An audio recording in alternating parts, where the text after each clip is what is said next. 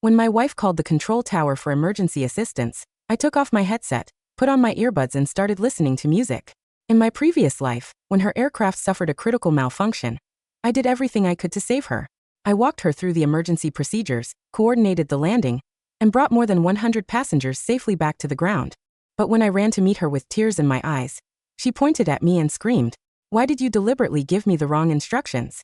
You almost killed everyone on the plane." As the crowd turned on me, my best friend, the first officer, pretended to defend me. "Everyone calm down. Don't go too far." I saved every life on that flight only to be trampled to death by the very people I had rescued. When I opened my eyes again, I was back on the morning their flight took off. "Flight TK6587, you are cleared for takeoff." From the control tower, I calmly issued the clearance to my wife, Captain Olivia Carter. Her clear voice crackled through the radio, carrying a playful smile. "No, fly safe today." Every time she took off, I always ended the transmission the same way. "Fly safe. Bring everyone home." Half a blessing, half a prayer. This time, I forced down my disgust and hatred before replying evenly. "Fly safe." As an air traffic controller at Riverside International Airport, my job was simple: guide every aircraft safely home, protect every crew member and passenger. In my previous life, 15 minutes after takeoff, Olivia radioed the tower with an emergency. The moment I heard the panic in her voice, every nerve in my body locked tight. I immediately began troubleshooting with her while monitoring weather conditions, surrounding traffic and emergency routing. Working with the entire tower, I coordinated her return. Against all odds, Flight TK6587 made it back. More than 100 people survived because the aircraft landed safely. My eyes were red when I rushed to the arrivals gate. I couldn't wait to see my wife again.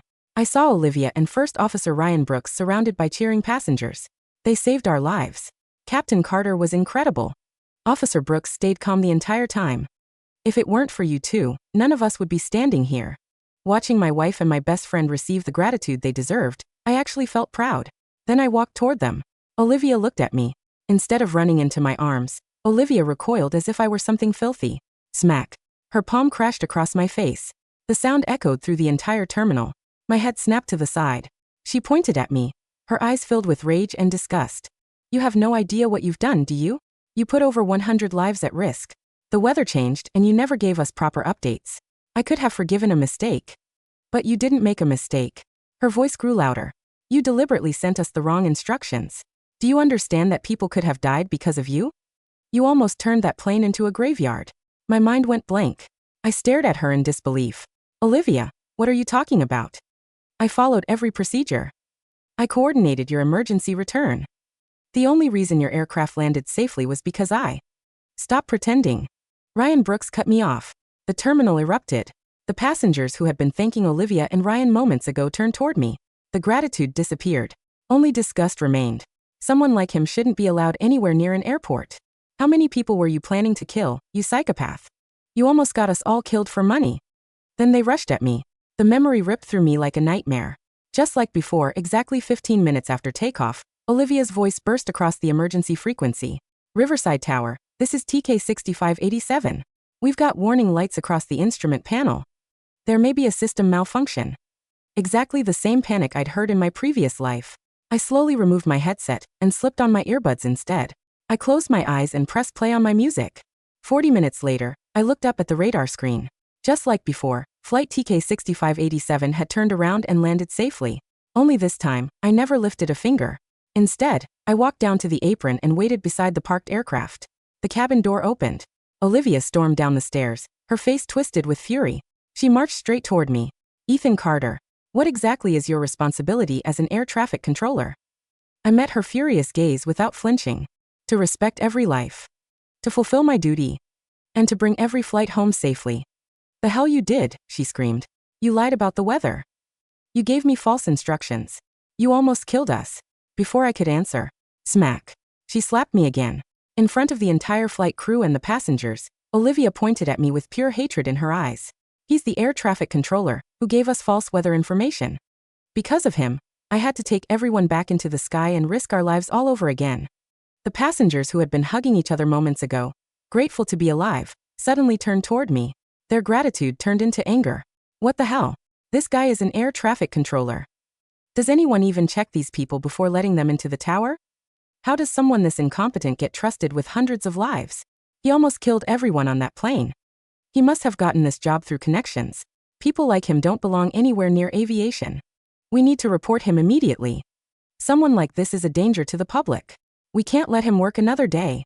Amid the storm of accusations, I looked across the crowd. Every face was filled with anger. And then I saw Olivia, standing there, watching me become the villain she created. After 6 years working as an air traffic controller, I know exactly what my responsibilities are. I could never make a mistake as careless as the one you're accusing me of. Ryan immediately stepped forward. He looked like he was forcing himself to say something painful. Ethan, we've been friends for 12 years. We were college roommates. I never wanted to believe you were capable of something like this. But as aviation professionals, I cannot defend what you did. His voice grew heavier. Because nobody can guarantee the next flight will survive a mistake like this. Your selfish decision could cost hundreds of innocent people their lives. Every person on that aircraft had someone waiting for them. People who would never see them again because of you. A passenger's face changed. What are you saying? Are you saying he did this on purpose? Ryan lowered his eyes as if he didn't want to say it. Ethan's family is facing serious financial problems. He needed a large amount of money. And Olivia's life insurance policy, along with the compensation from the airline and government. It's worth a fortune. He paused. And as her husband, he would be the primary beneficiary. Ryan covered his mouth, pretending he was horrified by the thought. If Captain Olivia hadn't been experienced enough, if we hadn't worked together perfectly, maybe we really wouldn't be standing here today. More than 100 passengers erupted in fury. You sick bastard. You tried to kill us for money. You're a murderer. You almost turned that plane into a graveyard. Arrest him. Someone like you shouldn't be allowed anywhere near an airport. The crowd surged toward me like a wave. With their arms folded across their chests, they stood back and watched me drown in hatred and accusations. With the cold satisfaction of people watching someone else pay the price for their lies. At that exact moment, the fire trucks, ambulances, and police vehicles I had called in for flight TK6587 roared onto the apron. The police are here. Perfect timing. A well-dressed woman who looked like a professional hurried over to one of the officers and pointed straight at me. That man abused his authority and tried to murder us. Arrest him immediately.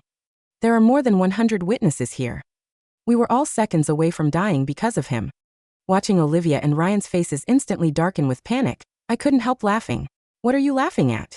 The officer looked at me in confusion. They're accusing you of attempted murder. Do you have anything to say?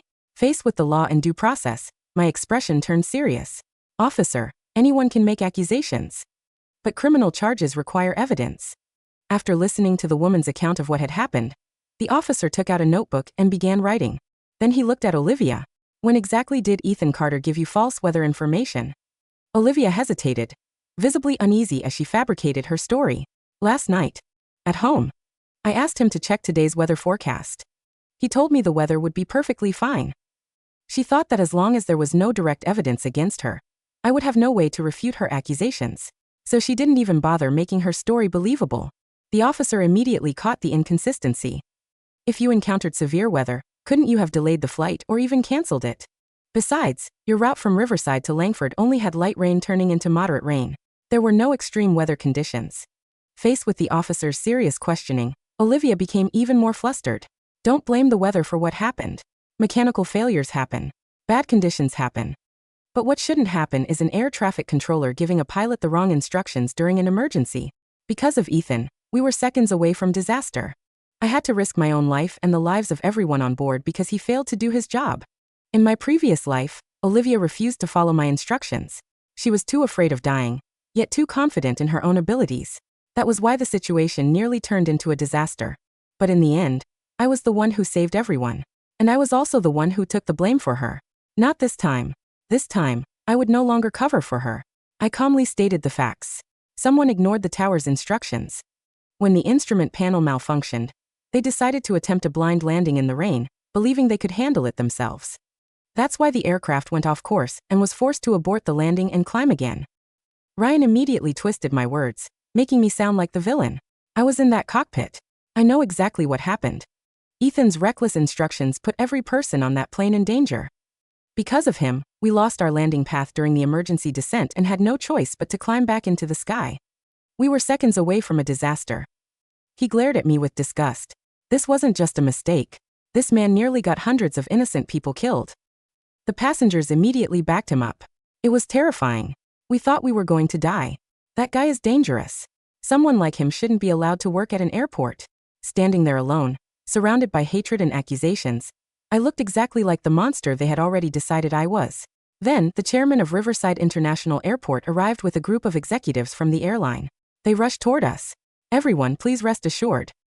Today, Riverside International Airport will give everyone a proper explanation for what happened.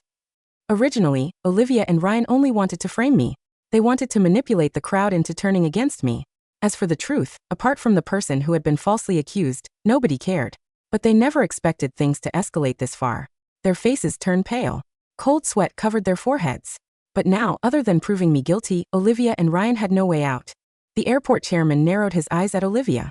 You just said that when you requested an emergency landing, the tower deliberately misled you and caused you to go off course? Olivia clenched her teeth. Yes. Ryan also forced himself to speak. Members of the board, as the first officer, I swear on my reputation that I can testify for Captain Olivia. They kept talking to themselves. All they cared about was throwing more dirt onto me. They completely failed to notice the strange and disgusted expressions on the chairman's face and the others around him, especially the young man standing beside the chairman. His face had turned dark with anger. His jaw tightened as he glared at them. I let out a cold laugh, then quietly watched Olivia continue digging her own grave. Originally, Riverside International Airport only had one air traffic controller. But the chairman planned to expand the airport's operations and ensure the control tower had staff around the clock. So he arranged for me to train alongside his son, Logan Whitmore. In my previous life, I planned to let Logan officially take over his position after another week of training. But today, I called him in early.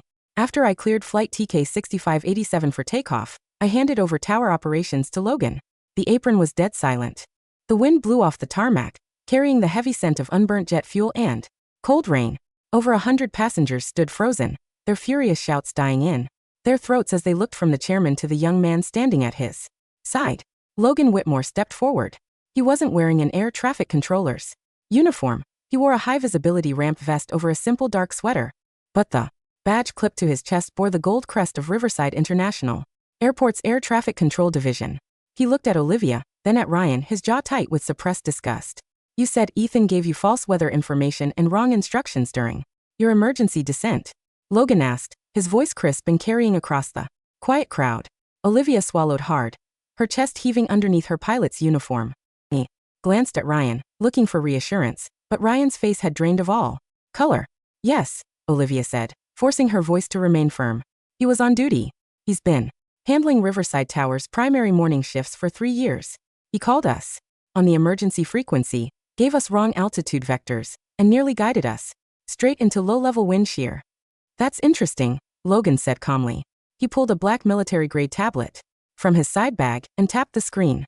Because Ethan wasn't on the radio during your emergency. A sharp collective gasp rippled through the passengers. What? Olivia's eyes widened. That's ridiculous. He was in the tower. He always works our takeoff. He cleared you for takeoff at 7:14. Logan replied, turning the tablet screen toward the chairman and the lead police officer. At 7:18 per standard protocol, Ethan handed operational control of Riverside departure and en route.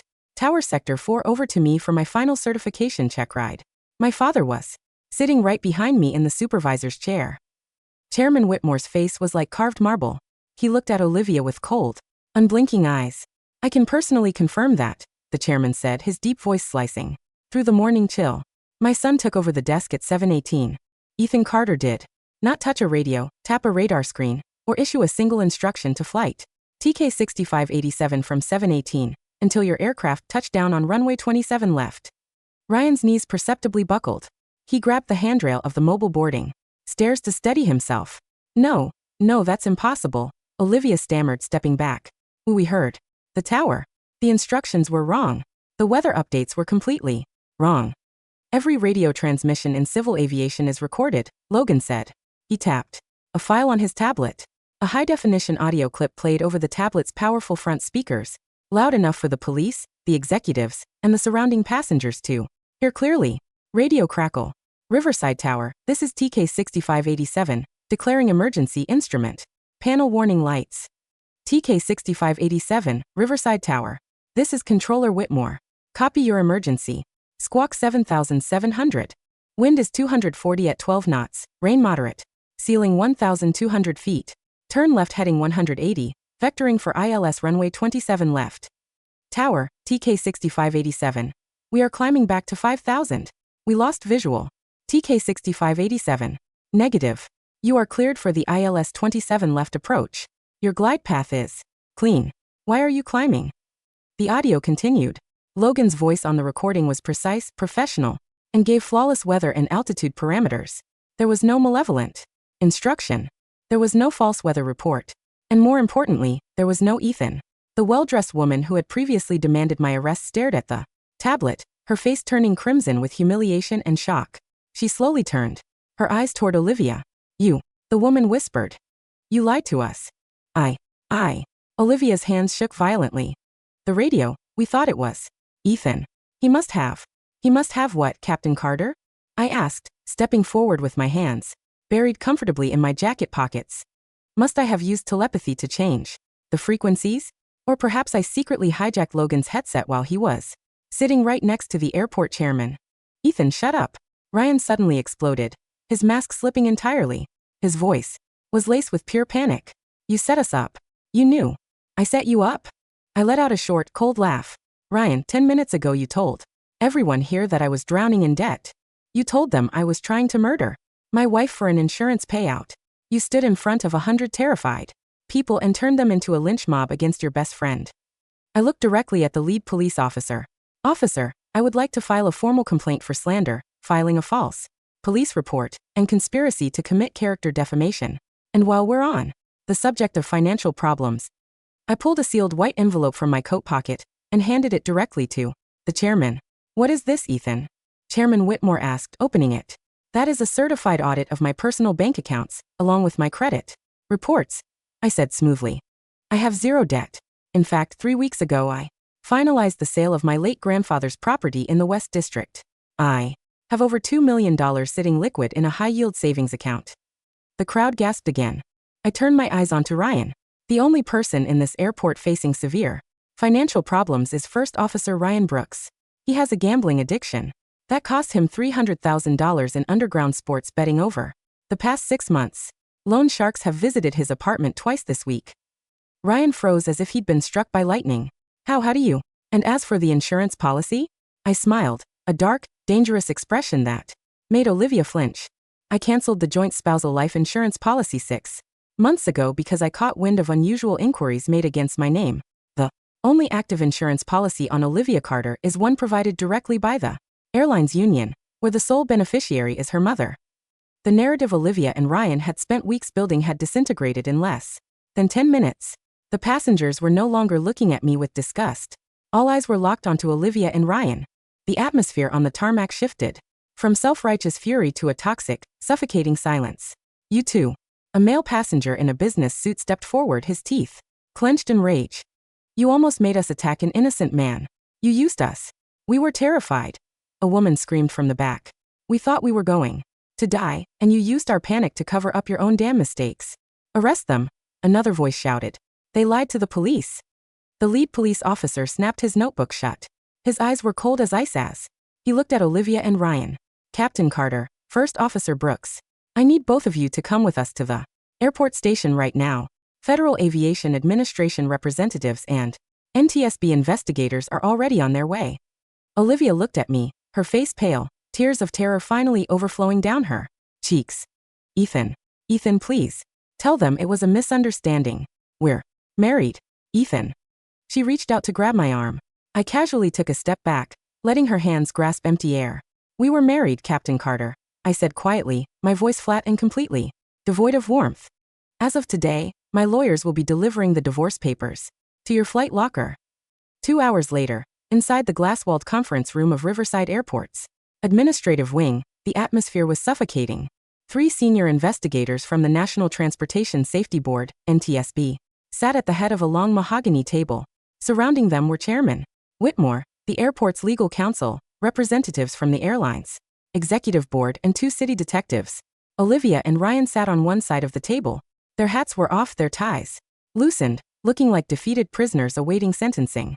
I sat on the opposite side, next to Logan Whitmore. I held a warm cup of coffee in my hands, perfectly relaxed. On the large screen at the front of the room, an audio-visual reconstruction of Flight TK6587's 40-minute flight path was playing. Let the record show. The lead NTSB investigator, a gray-haired veteran named Miller, began in a dry, authoritative tone. That at 7 hours 29 minutes and 12 seconds, Flight TK6587 experienced a master caution alarm triggered by a faulty sensor in the secondary hydraulic loop. Aircraft systems remained fully functional on the primary and tertiary backup loops. Miller tapped a key on his laptop.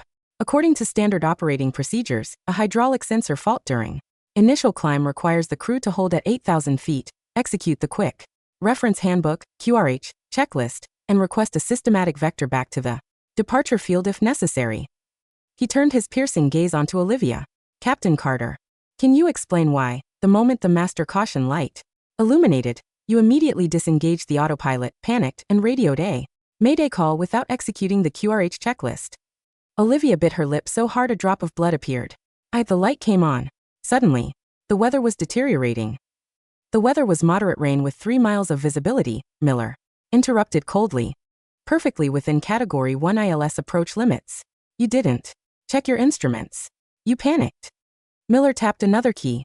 Furthermore, cockpit voice recorder CVR, data recovered from the aircraft 10 minutes ago reveals an extraordinary conversation between you and First Officer Brooks immediately following the master caution alarm. Ryan's head snapped up. The CVR transcript is confidential until. This is an emergency safety inquiry involving criminal allegations, Mr. Brooks, Miller snapped. Silence yourself. Miller pressed play on the room's sound system. The audio from the cockpit played crisp and clear through the room. CVR audio, 7 hours 30 minutes and 45 seconds. Olivia. Oh God, Ryan. The light. The secondary hydraulics are dropping. Ryan, calm down. Disable the autothrottle. Listen to me. Olivia, remember what we talked about? Olivia. What? What are you talking about? Ryan, the tower. Ethan is on duty today. If we abort the landing and claim the tower gave us conflicting altitude vectors, nobody will question it. The storm looks bad from the ground. Olivia. Are you insane? There are passengers back there. Ryan. The plane is fine, Olivia. It's just a sensor. But if we pull this off, the liability falls on the tower. The airline will cover our leave, Ethan will take the hit for negligence, and we can claim structural stress trauma. You said you wanted out of the marriage anyway. This gives you total leverage in the divorce settlement. He'll be disgraced and broke. Olivia. I can't. Ryan. Do it. Climb to 5,000. Tell them we lost visual because of bad vectors. The audio cut off.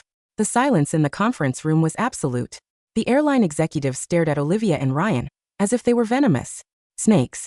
The chairman slowly closed his eyes, shaking his head in profound disgust. I sat quietly, listening to the recording that had cost me my life in my previous world. In my past life, when Olivia panicked in the cockpit, I had used my radio to talk her down, soothing her fears, guiding her hand through every step of the QRH checklist, giving her the confidence to land the plane. I had taken her panic and reshaped it into a story of heroism. And when she landed, she and Ryan had taken that hero narrative, inverted it, and used the chaos of the storm to frame me as the villain who almost killed them. They knew that in the heat of a mob reaction, facts didn't matter, only emotion did. In this life, by taking off my headset and staying silent, I had forced them to fly the plane themselves. Without my voice guiding them, their real conversation was recorded in black and white on the aircraft's internal flight recorders. They had laid their own trap and walked straight into it. Unbelievable, the lead detective muttered, standing up and motioning to his partner. Attempted grand fraud, filing false emergency declarations, reckless endangerment of 112 passengers and crew, and criminal conspiracy. Wait, Olivia suddenly screamed, turning on Ryan with wild, manic eyes. She grabbed his shirt collar, nails digging into his skin. It was him. It was Ryan. He convinced me to do it. He told me Ethan was tracking my bank accounts. He told me Ethan was going to ruin my career. Get off me, you crazy bitch. Ryan shoved her hard, sending her sliding off her chair onto the carpet. You were the one who wanted Ethan out of the picture. You were sleeping with me in his house while he was working night shifts. The airline executives gasped. Shut up. Shut up. Olivia sobbed on the floor, her pilot uniform rumpled and filthy, her expensive hair styling falling apart. She looked at me, crawling toward my boots on her hands and knees. Ethan, my love, please. I was manipulated. Ryan coerced me. You know how much I love you. Please tell the police not to press charges. I looked down at the woman I had spent 6 years loving. The woman I had spent a previous lifetime dying for. I felt no anger. No hatred. Only a cold, profound emptiness. I leaned down slightly, looking into her bloodshot, terrified eyes. Do you know what I remember most about our wedding day, Olivia? I asked. Quietly. She blinked, tears streaming down her cheeks. What? I promised to protect you from every storm, I whispered. And I did. Until I realized the storm was you. I stood up, stepped over her outstretched hands, and walked toward the conference room door. Logan.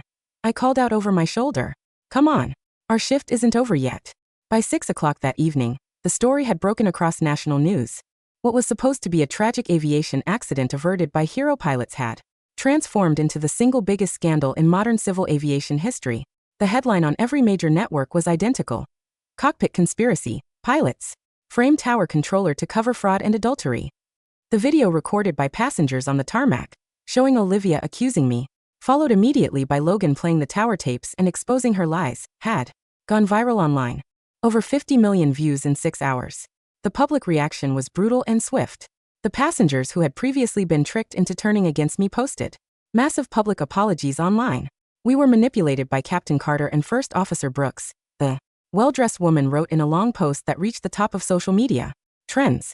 They tried to use our fear as a weapon against a dedicated air traffic controller who did nothing wrong. Ethan Carter is a true professional. We owe him our lives, and we owe him an apology. Meanwhile, the airline held an emergency press conference. By 8 p.m., both Olivia Carter and Ryan Brooks were officially terminated from their positions, their commercial pilot licenses permanently revoked by the FAA, pending criminal trial. I sat in my apartment, the quiet, spacious apartment that used to feel so hollow, when Olivia was away on long-haul routes. My lawyer, Marcus Vance, sat across from me, sipping scotch and laying out a stack of legal documents. The divorce is being fast-tracked through the court, Marcus said, tapping a red pen against the papers. Given the criminal charges against Olivia, she has forfeited all rights to marital assets, alimony, or property claims. The apartment, your savings, and your family's inheritance remain entirely untouched. And the civil suit? I asked. Marcus chuckled. Defamation, intentional infliction of emotional distress, and malicious prosecution. We're suing both Olivia and Ryan individually for $5 million. Ryan's family is already trying to sell his sports car to cover his legal defense, but he's facing up to 15 years in federal prison. He's completely ruined. And Olivia? Her mother called me an hour ago crying. Marcus sighed, shaking his head. She begged you to drop the civil suit. She said Olivia is sitting in a holding cell, unable to eat or sleep, constantly asking to see you. I stared at the city lights outside my balcony window. In my previous life, when I was being beaten to death on the cold concrete of the terminal floor, I remember looking up through the rain and seeing Olivia. She wasn't crying for me. She was standing next to Ryan, adjusting her hat, making sure her uniform looked pristine for the news cameras. She had watched me die without a single drop of remorse. Tell her mother, I said softly, that the court date is set for the 14th. I won't be attending her criminal hearings, but my lawyers will ensure the maximum sentence is applied. Marcus nodded solemnly. Understood. My phone chimed on the table. It was a text message from Chairman Whitmore. Ethan, the board of directors has unanimously voted to promote you to Chief Operations Supervisor of Riverside Tower. Your leadership today saved this airport's reputation and exposed a fatal security flaw in our crew management. Take the week off, then come back and run this tower. I set the phone down and walked out onto the balcony. The night air was cool and crisp. Far above the city clouds, the flashing red and green navigation lights of an incoming commercial jet cut cleanly through the dark sky. Engine noise hummed softly in the distance, a steady, rhythmic pulse of safety and order. For the first time in 2 lives, I breathed deeply, feeling the heavy weight in my chest completely melt away. 6 months later, the Federal District Courthouse in downtown Chicago was packed to capacity. Reporters lined the hallways, cameras flashing continuously as attorneys in dark suits hurried through the marble corridors. I sat in the front row of the gallery, wearing a crisp tailored navy suit, flanked by Logan Whitmore and Chairman Whitmore. At the defense table sat Olivia Carter and Ryan Brooks. In 6 months, the transformation was staggering. Ryan had lost at least 30 pounds. His once slicked hair was thin and messy, his eyes hollow and terrified. He was dressed in a dark blue prison jumpsuit, his wrists chained to a heavy leather belt around his waist. Olivia looked even worse. The glamorous, confident captain who had once dominated the skies was gone. She wore a dull gray prison uniform, her face pale, without a trace of makeup. Her hands trembled constantly as she stared at the dark wooden table in front of her. The judge slammed his gavel down, bringing the courtroom to instant silence. We are here today for final sentencing in the matter of the United States v. Ryan Brooks and Olivia Carter, the judge announced, his voice echoing off the wood-paneled walls. The defendants have been found guilty on all counts: conspiracy to commit federal aviation fraud, reckless endangerment of an aircraft, filing false criminal reports, and malicious obstruction of justice. The judge leaned forward over his high desk, looking down at Ryan. First Officer Brooks, you took an oath when you earned your wings. You were entrusted with the safety of hundreds of innocent lives every time you entered a cockpit. Instead, driven by pathetic financial desperation and greed, you attempted to engineer a disaster to frame an innocent man and exploit an insurance mechanism. The judge turned his cold gaze onto Olivia and Captain Carter. As the pilot in command, your authority on that aircraft was absolute. Yet you abandoned your duty, caved to criminal manipulation, and attempted to destroy the life and reputation of the man who had supported your career for 6 years. Your actions were not merely criminal, they were a profound betrayal of the public trust. The judge tapped his papers together. Sentence is passed as follows. Ryan Brooks, you are sentenced to 12 years in federal penitentiary without possibility of parole for the first 8 years. Your airman certificate is permanently revoked. Ryan let out a choked sob, dropping his head onto the table. Olivia Carter, the judge continued, you are sentenced to 8 years in federal penitentiary, followed by 5 years of supervised probation. Your airman certificate is permanently revoked, and you are barred from holding any position within civil or commercial aviation for life. Bang! The gavel struck the block. Court is adjourned. The courtroom erupted into a flurry of camera shutters and quiet murmurs. As the bailiff stepped forward to lead the prisoners away, Olivia suddenly broke away from her attorney and turned toward the gallery. Her tear-filled eyes locked onto mine. Ethan, she screamed, her voice cracking with pure, unadulterated agony. Ethan, please. Look at me. I'm sorry. I'm so sorry. The bailiffs grabbed her arms, pulling her back. I loved you, Ethan. I made a mistake. Please, don't leave me like this. Give me one more chance. She wailed, her boots dragging across the floor as they dragged her toward the heavy steel-holding door. Ethan. I stood up slowly. I didn't turn away. I didn't hide. I looked directly into her eyes as she was pulled through the doorway. My expression was calm, serene, and entirely indifferent. The steel door slammed shut, cutting off her screams forever. 1 year later, the control tower at Riverside International Airport stood tall against the twilight sky, its floor-to-ceiling glass windows offering an unobstructed 360-degree view of the gleaming runways below. Inside, the atmosphere was quiet, focused, and impeccably organized. Flight strips lined the electronic consoles. The gentle hum of radar sweeps and low, professional radio chatter filled the room. Riverside Tower, this is Global Flight 402, Heavy, approaching runway 27 left. Visual contact. I stood behind the lead console, wearing my Chief Operations Supervisor badge, a sleek wireless headset fitted comfortably over my ear. Beside me, Logan Whitmore was managing the primary departure desk with masterclass precision. I keyed my microphone. Global 402 Heavy, Riverside Tower. Wind 220 at 8 knots. Runway 27 left, cleared. To land. Cleared to land, runway 27 left, Global 402 Heavy. I watched through my binoculars as the massive Boeing 777 broke smoothly through the low evening clouds, its landing lights casting long, bright beams across the asphalt. It touched down with a soft puff of tire smoke, rolling cleanly down the center line toward the taxiway. Logan looked up from his screen and smiled. Clean shift, Chief. Every flight on time, 0 incidents. Good work, Logan, I said, handing him his final evaluation sheet with a top-tier rating. You're running this tower better than I did. I had a good teacher, Logan replied proudly. I walked over to the floor-to-ceiling glass wall, holding a warm cup of coffee in my hand. The sun was setting over the horizon, painting the sky in deep shades of gold, orange, and soft purple. The weather was clear, the winds were calm, and every aircraft on the radar screen was right where it belonged, safe, tracked, and heading home. My phone rang in my pocket. It was a notification from Marcus. Civil asset liquidation completed today. The remaining proceeds from the lawsuit against Brooks and Carter have been transferred to your foundation for aviation safety scholarships. You're completely clear. I slipped the phone back into my pocket and smiled. In my first life, I thought my purpose was to save people who didn't deserve it, even if it cost me everything. I thought love meant taking the blame for someone else's storm. I was wrong. True control isn't about saving people from their own choices. It's about Knowing when to step back, let the storm clear the air, and protect the lives that actually matter. A radio crackled in my headset. Riverside Tower, this is Cargo 881, ready for departure on 27 right.